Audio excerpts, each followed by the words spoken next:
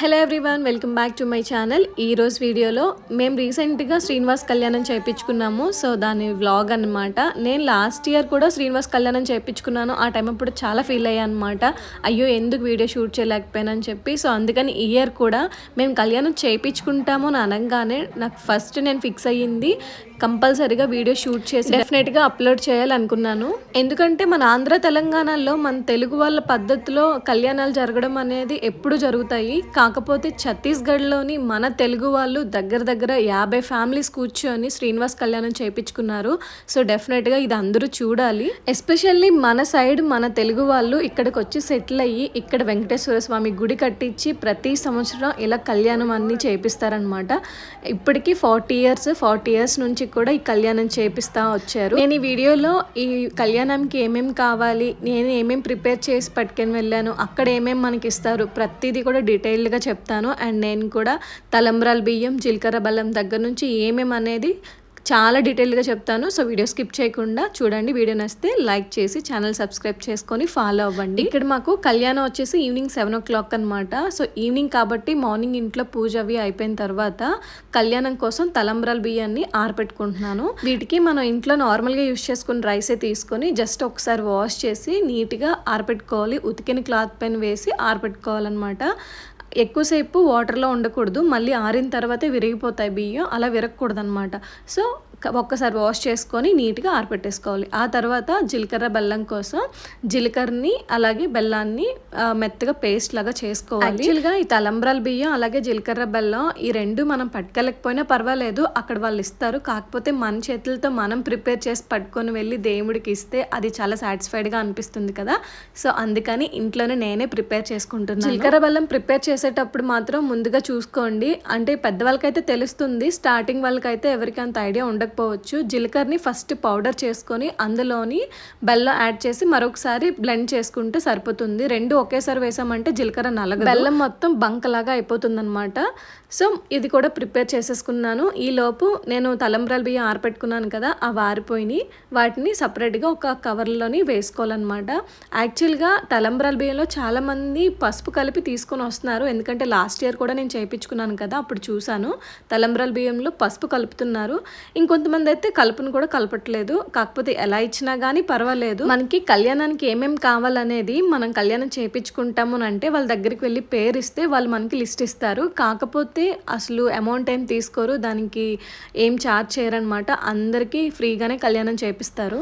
పూజకి ఏమేమి కావాలో ఇక్కడ నేను చూపిస్తున్నాను చూడండి. ఫస్ట్ అయితే పువ్వులు, అలాగే మామిడి కొమ్మలు, 2 కొబ్బరికాయలు, అలాగే తాంబూలానికి ఆకు చెక్కలు ఏవైతే ఉంటాయో అవి తీసుకోవాలి. ఈ మామిడాకులు ఎందుకంటే మనం కలసం పెడతాం, కలసంలో పెట్టడం కోసం మామిడాకులు కావాలి. అలాగే డజన్ అరటిపళ్ళు చెప్పారు, అవి కూడా మనకి మండపం వేస్తాం అనమాట. మండపం మీద తాంబూలం ఏదైతే పెడతామో దానికోసం. అలాగే ఒక ప్లేట్, చిన్న ప్లేట్ ఎక్స్ట్రాగా పట్టుకున్నాను. అలాగే ఇంకొక పెద్ద ప్లేట్, అది చెంబు వచ్చేసి కలసం కోసం అనమాట. తర్వాత టవల్, మండపంకి అంటే ఫస్ట్ టవల్ వేసి దానిపైన బియ్యం వేసి వేస్తాం కదా, దానికోసం అనమాట టవల్. తర్వాత తలంబ్రాల బియ్యం, ఇందాక ఆరపెట్టుకున్నాను కదా తలంబ్రాల బియ్యం. తర్వాత జీలకర్ర బెల్లం, ఇందాక ప్రిపేర్ చేసుకున్న జీలకర్ర బెల్లం ఒక బాక్స్లో పెట్టి సపరేట్గా పట్టుకున్నాను. అలాగే దీపం కోసం నెయ్యి అయినా పట్టుకోవచ్చు, ఆయిల్ అయినా వేసుకోవచ్చు, ఆప్షనల్, మందే అనమాట చాయిస్.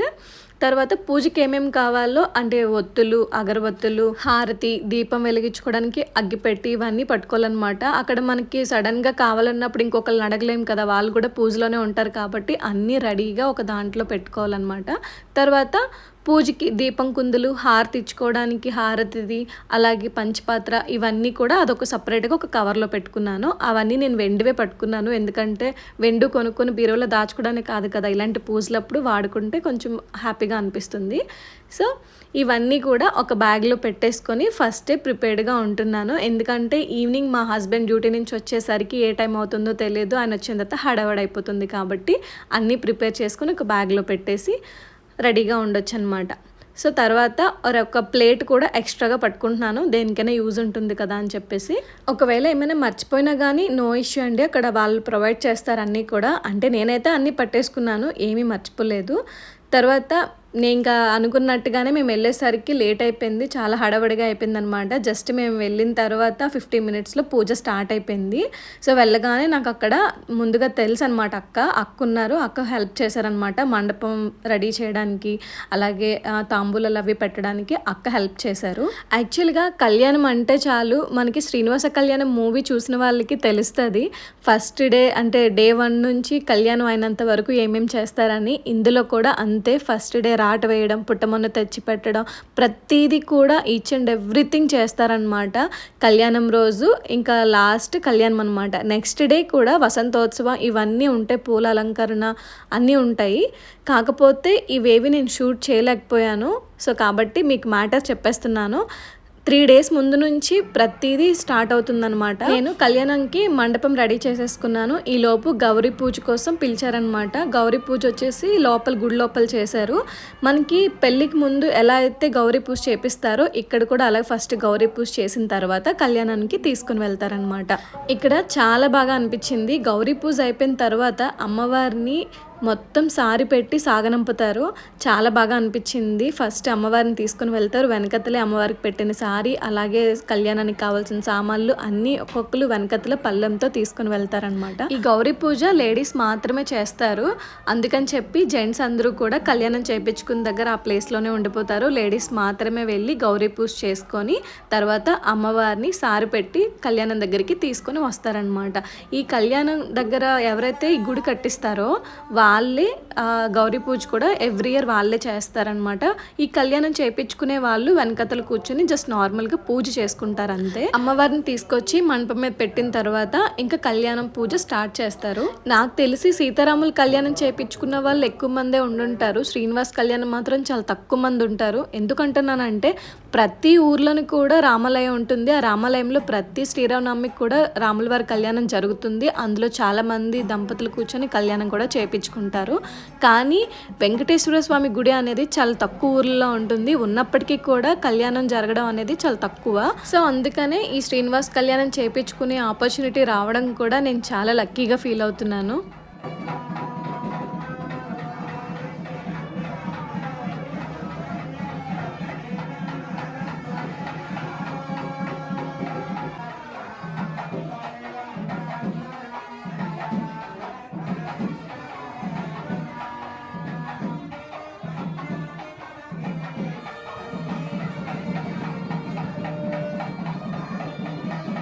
చిలకర్ర బెల్లం పెట్టడం, అలాగే తాలిబొట్టు కట్టడం ఇవన్నీ అయిపోయిన తర్వాత లాస్ట్లో మనం ఏవైతే తలంబ్రాల బియ్యం పట్టుకుని వెళ్ళామో అవి మనందరి దగ్గర కలెక్ట్ చేసి మన చేతులతోనే స్వామివారికి అమ్మవారికి వేపిస్తారనమాట. ఇది మాత్రం నిజంగా అదృష్టం. లాస్ట్ ఇయర్ వచ్చే పంతులు ఎవరు కూడా మా చేతులతో మమ్మల్ని ఏది చేయనివ్వలేదు, అన్నీ వాళ్ళే చేశారు.